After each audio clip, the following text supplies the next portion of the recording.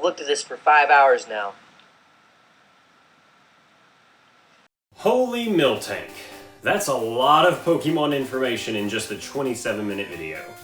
In case you haven't watched it yet, you really should go ahead and watch the Pokemon Presents from today.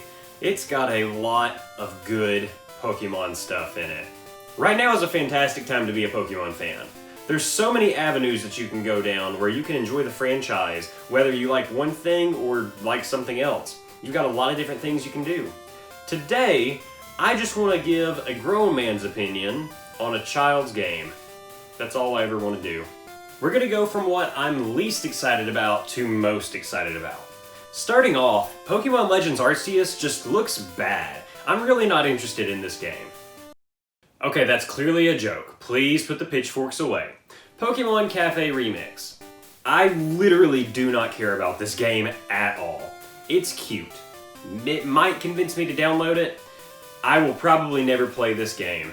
I've been playing Sonic Adventure on the 360, getting all the achievements in the meantime. I care a whole lot more about that than playing Cafe Mix. Sorry. Pokemon Unite is getting new Pokemon and a mobile version release. I have a perfect play-win record of 1-1 in my game of Pokemon Unite. Played one game, won that one game. So, I don't want to tarnish my record. But, getting a mobile version is pretty good. I probably won't be able to play it on my phone because my phone's battery life is significantly awful. But having the option to play it on the go, it's probably going to increase the playability of the game, I'm going to be honest. The other Pokemon that have been included in the game, Mamoswine and Sylveon, I think are fantastic additions. Mamoswine looks like a tank, power walk character, pretty cool, and Sylveon seems like an aggressive support character, not just a support that hangs back. Maybe it's going to be different, I'm not real sure. I'm just glad that these Pokemon are getting a chance to shine in something that they don't really get to. Yeah, the evolutions get focused on a whole lot, but it's typically just the main three. And Mamoswine, when was the last time you've seen him on anything? I think that's a great addition to the game. I used to play Pokemon Masters a lot. During the spring of 2020, when time stood still, I put a lot of hours into the game. I've since deleted it, and I just haven't gone back to it. It's just not my thing anymore. But now would be a great time to get into it. Giving away 100 sync pairs is unreal. That's an amazingly good deal. And doing a login bonus of 3,000 gems is also pretty amazing. They're giving you free things. And with all the events coming up in-game, this offers a lot of replayability. The worst part in the game was whenever there would be these times in between events and you're kind of just playing the base game. The base game's fun, but it's the events that really make it fun. Again, I probably won't re-download the game, but if you're on the fence, this is a great time to start. And Pokemon Go. It's weird that we're getting Galar before we get half of Unova, half of Kalos, and the entirety of Alola. We've already gotten some Galar forms, but that made sense. This is a little weird, but they're tying it in with Hoopa and that mythical getting integration with the other generations. I think that's pretty cool. And I love Wooloo and Phalanx. I don't really care about Squovit, but 2 out of 3 ain't bad. And Zacian and Zamazenta, legendaries are always cool. Fun fact, today I hatched a shiny Timber in Pokemon Go. Just really wanted to share that out there. Gonna evolve this dude eventually, it's great for the meta. Now the moment you've been waiting for. Pokemon Legends Arceus and Pokemon Shining Pearl and Brilliant Diamond. I think that's the name, I might have gotten it backwards. Okay, to start out, this is just unfairly cute. So Brilliant Diamond and Shining Pearl just look awesome. I put so much time into Diamond on my original DS. I played Platinum a lot, but I basically destroyed it with an action replay. So, you know, Diamond is where I got the most actual fun out of in Gen 4.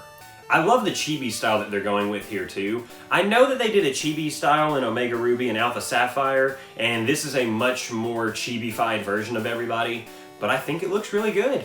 I don't think there's any reason to dislike it, other than just a personal opinion. I don't think anyone can say that it doesn't look good objectively. This game really just feels like Pokemon on the DS, but they put it in 3D. It just fits. I love the design of it. One thing I have noticed is that we're not locked in on a grid-based system anymore, which we haven't been locked in grids since 2013, which was 8 years ago, which means I'm getting old. It would have been very jarring to have to go back to that old grid-style gameplay, and there's so many good quality of life improvements that have happened over the years. If they didn't include this, I feel like people would probably get pretty upset. I love that all the features in Diamond and Pearl are coming back to this, which there's no way that they weren't. They had to include all these things. Putting stickers on the Pokeballs is something that's cool. I never did it, because anytime you did it on Diamond and Pearl, you had to not store the Pokemon in the PC without removing all the seals. It was a weird mechanic. The Pokemon contests were much more fun in Gen 3. My favorite version of the contest. But Gen 4 was still fun, and I think the new additions to this have made it pretty good. I think it's going to be fine. They didn't mention honey trees in the game, and honey trees were, I don't know if broken is the right word in the original Diamond and Pearl. They just weren't very fun. And the Sinnoh Underground. Oh, if this wasn't in here, people would riot. I'm so excited that this is coming back. And now there's proper Wi-Fi, assuming that Nintendo gets over its Wi-Fi fear a little bit. I'm not asking for perfection, I'm asking for a little bit. The Sinnoh Underground is just so much fun. Hunting for fossils, getting the different shiny gems and pearls. I would go into the underground and just leave my DS on, hoping that on a car ride, we would pick up someone else in another car with a DS that would hop into the underground with me. Never happened. Probably not how it works, but you know, it's no big deal.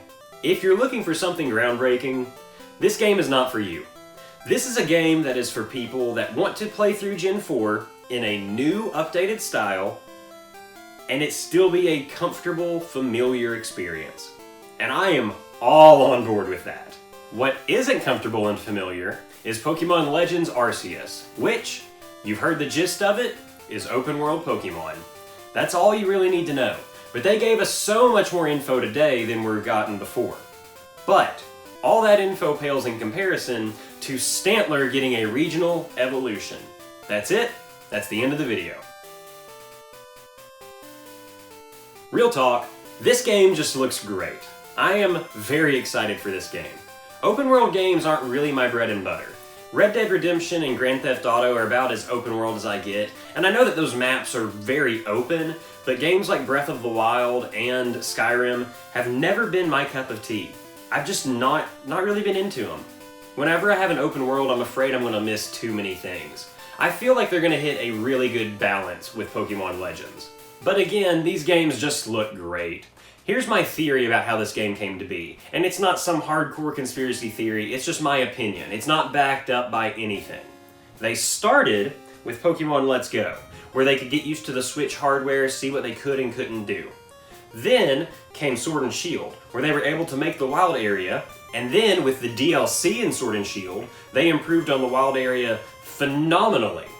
And that is all culminating in this game right here, where they can go all out in the open world fanatics of it. One thing that I'm a little scared of, and I don't want to sound like a downer with this, they're gonna have to meet this standard with Gen 9.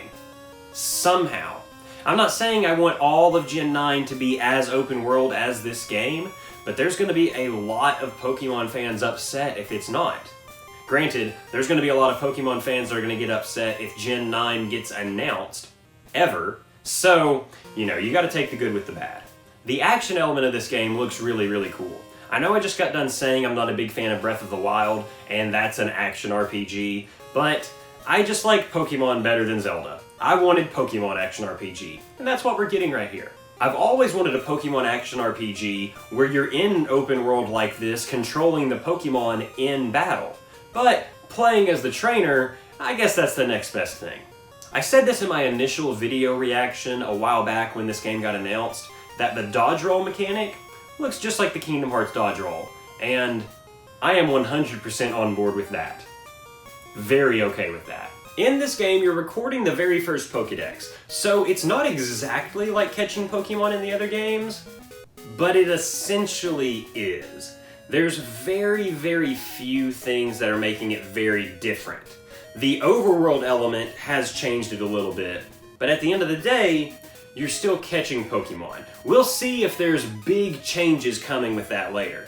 With legendary Pokemon, I'm assuming they're going to have to do something big, like with the pseudo-totem Pokemon that it shows off in the trailer.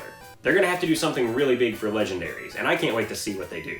The Stantler evolution, though, has me hyped. I literally never cared for that thing, ever in my life, until I made a stupid challenge video. And now I unironically love it, and I'm so excited by this. I was actually working on a video for a while about Pokemon that needed evolutions. Stantler was who I picked, But Basculin gets a form right here. It gets an evolution, that's cool. Don't care about it at all. And Braviary and Growlithe also get their own unique forms for this region. I doubt Rufflet will get its own Hisuian form. The video talks about Braviary migrating to these regions, so I think Braviary is the only change we're getting there. But with Growlithe, we might just get a Hisuian Arcanine, or at the very least, a new evolution. I love branching evolutions, so giving Growlithe one would be really, really cool. Pokemon just rules. It's as simple as that. And for the first time in a very long time, I've not seen a whole lot of negativity regarding any of these games. I know I'm probably gonna jinx that, but there's no real need for negativity with all these. If you don't like one of them, you can like something about the other ones. And not liking something is not saying you're negative. It's totally fine to dislike something. Pokemon Cafe Remix is my grand example right there. But I just don't see a whole lot of hate coming towards any of these. And I'm okay with that. I like everyone getting along for once. There's so many things coming. Now is a great time to be a Pokemon fan. I know I said that earlier, but it bears repeating. So, until next time, that's gonna do it. Wash your hands, make good choices, do the right thing, and until next time, see you later.